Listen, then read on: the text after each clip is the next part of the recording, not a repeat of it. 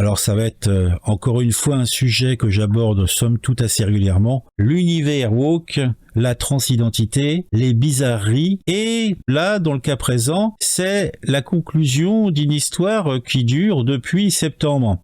En septembre, on avait vu popper sur le web des petites vidéos de ce type-là où vous voyez manifestement un monsieur qui était en train de se balader avec des prothèses mammaires prédominantes, une bête morte sur la tête, lui servant de chevelure, et des mini-shorts. Oui, bon, somme toute, rien de très particulier. Mais si cette personne n'était pas un éducateur dans un lycée spécialisé. Donc ces vidéos et ces photos qui les accompagnaient, représentent un bonhomme qui bosse dans une école secondaire canadienne. Et c'est devenu complètement viral sur le web, car se balader quand on est enseignant avec des gros seins des prothèses de gros seins, à la vue de jeunes élèves, en tout cas d'adolescents accomplis, ça peut être un peu troublant. Alors, ces médias ont fait le tour du monde, ont fait rigoler pas mal de personnes, et on en fait rager pas mal d'autres. Alors comme vous voyez, ils pratiquent aussi l'usage de la scie circulaire avec le risque de d'éclater sa prothèse. Regardez, oh là là, il y a le danger. Hop. Ben, regardez-moi, ça c'est incroyable, c'est abusé.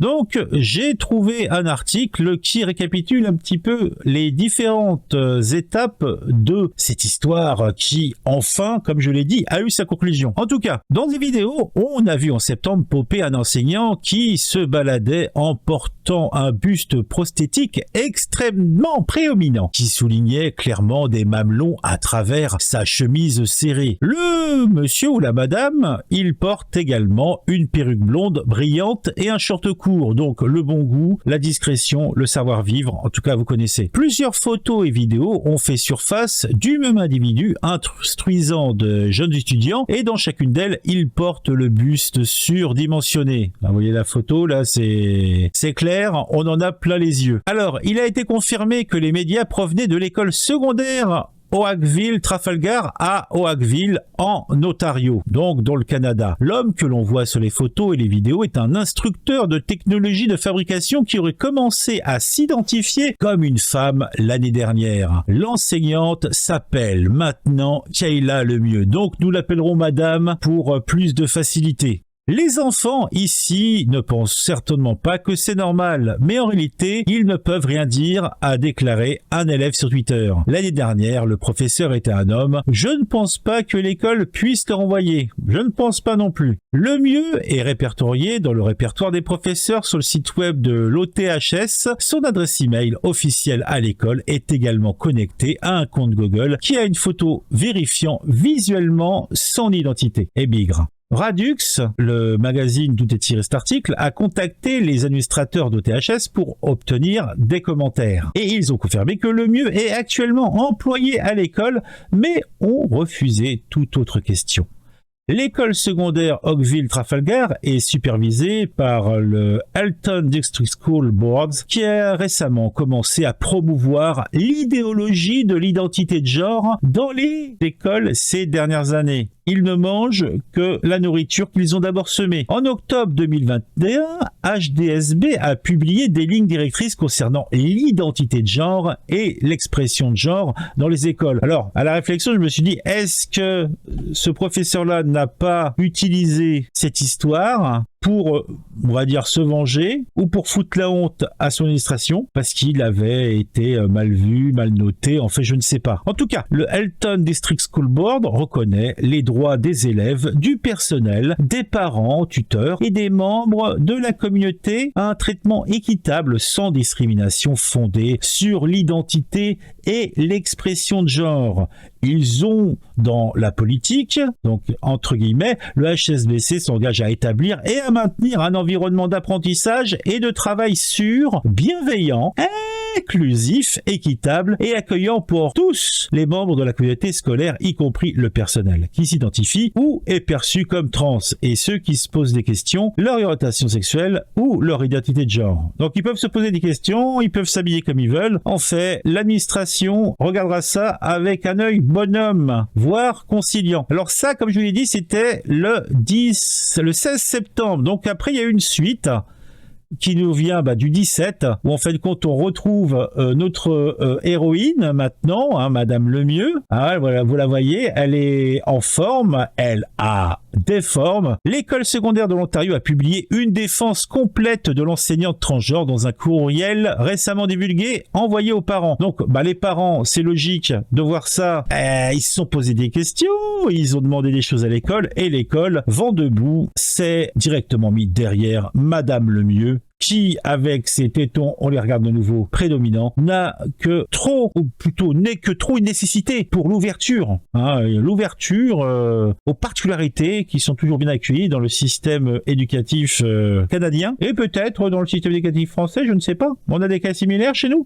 En tout cas, l'école a fait une réponse que je vais vous lire. Nous sommes au courant des discussions sur les médias sociaux et dans les médias au sujet de l'école secondaire Trafalgar-Dogville. Nous aimerions profiter de cette occasion pour réitérer à notre communauté que nous sommes déterminés à établir et à maintenir un environnement d'apprentissage et de travail sûr, attentionné, inclusif, équitable et accueillant pour tous les élèves et le personnel. C'est ce qu'on pouvait lire dans ce courriel. L'école s'en remet au Code des droits de la personne de l'Ontario, ce qui suggère que toute préoccupation au sujet de Lemieux s'apparenterait à de la discrimination, ce que personne ne souhaite bien sûr. Il déclare aussi dans ce même courriel « Nous nous efforçons de promouvoir un environnement d'apprentissage positif dans les écoles conformes aux valeurs HDSB et d'assurer un environnement sûr et inclusif pour tous les élèves, le personnel et la communauté, indépendamment de la race, de l'âge, de la capacité du sexe, de l'identité de genre et de l'expression de genre aussi, de l'orientation sexuelle, de l'origine ethnique, de la religion, de l'observance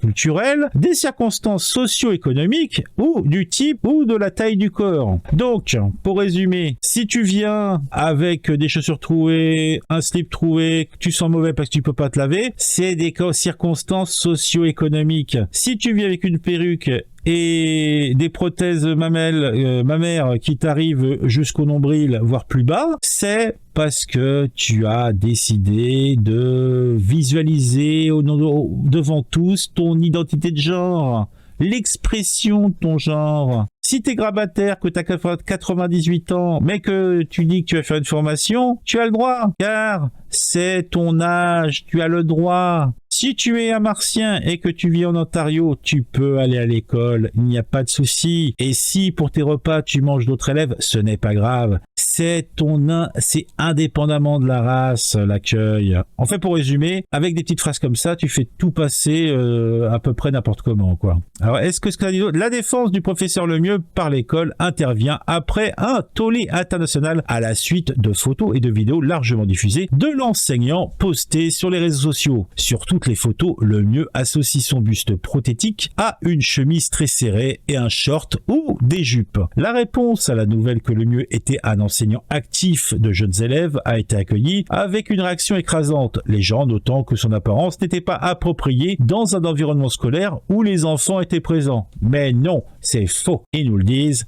nous les croyons, nous avons la certitude qu'ils sont dans leur bon droit. Et on saute à la conclusion le 14 janvier 2023. Puisque bon, il a fallu le temps que les choses se posent, l'école a pris la défense de son professeur, mais je pense que le chambardement ne s'est pas arrêté là et que cela a continué.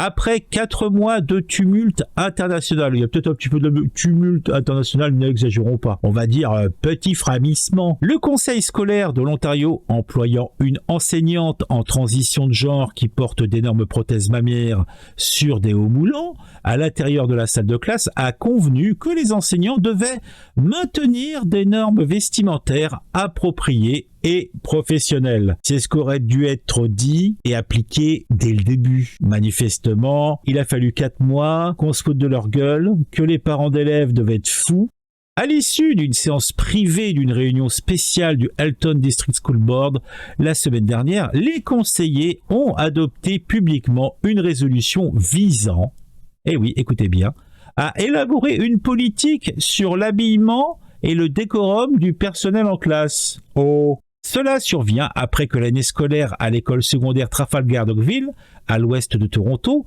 a été largement éclipsée par la controverse, l'indignation, les manifestations, les lettres juridiques des parents frustrés, les pétitions et une série d'alertes à la bombe anonymes et de listes des victimes en colère contre les responsables de l'éducation. Donc en fait, simplement pour assumer leur vision woke des choses, où en fait on est open, on s'ouvre sur tout, il n'y a pas de soucis. On a laissé s'accumuler les embrouilles, les plaintes. Bah là, en plus, ça a même été jusqu'à des menaces de dépôt de bombes. Bon, c'est pour vous dire où ça a été loin. Alors que tout simplement, fallait faire simple. L'individu, franchement, doit laisser le pas à la communauté.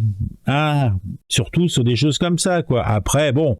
Donc, dans ces conclusions, nous avons un texte que je me permets de vous lire, qu'il soit résolu que le directeur élabore une politique de professionnalisme qui décrit les attentes de la DGSDH envers tous les membres du personnel, y compris l'exigence de maintenir des normes vestimentaires et professionnelles appropriées et de décorum dans la salle de classe.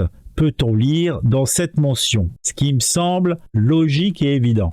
Pendant des mois, le conseil et les responsables de l'école ont fermement refusé de faire quoi que ce soit au sujet des plaintes concernant les vêtements de l'enseignant. Les parents d'enfants de l'école disent que les responsables de l'école et du conseil ont sèchement refusé d'autoriser toute question ou discussion sur la question. Cela aurait dû se produire en septembre. Quelque chose aurait dû être fait en septembre et j'ai toujours su que c'était possible, a déclaré Célina Close, parent d'élèves de l'école et porte-parole d'un groupe de parents formés pendant la controverse. Pourquoi quelqu'un ne s'est-il pas levé et n'a-t-il pas fait ce qu'il fallait en septembre? Pourquoi ne l'ont-ils pas adopté à l'unanimité en septembre? Pourquoi n'ont-ils pas pensé aux enfants? Pourquoi n'ont-ils pas pensé à la communauté? Pourquoi n'ont-ils pas pensé à l'éducation en septembre alors qu'elle a été adoptée à l'unanimité en janvier? Bah, parce que simplement, il fallait les pousser tellement fort. Ils ont dû se faire allumer à tous les niveaux. Et ça se trouve, ça a même été jusque dans les sphères de l'État, parce que je crois qu'ils ont un système par État aussi. Hein. Alors, qu'est-ce que tu veux que je te dise?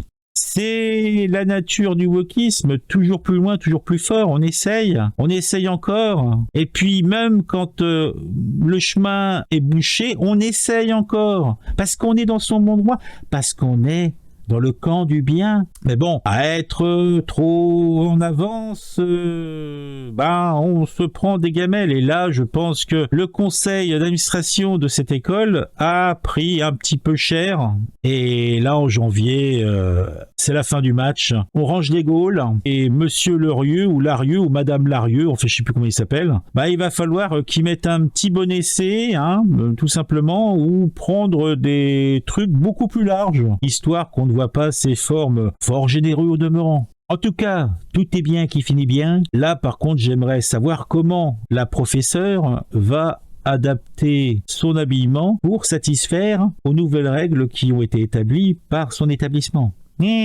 Ça serait intéressant de savoir.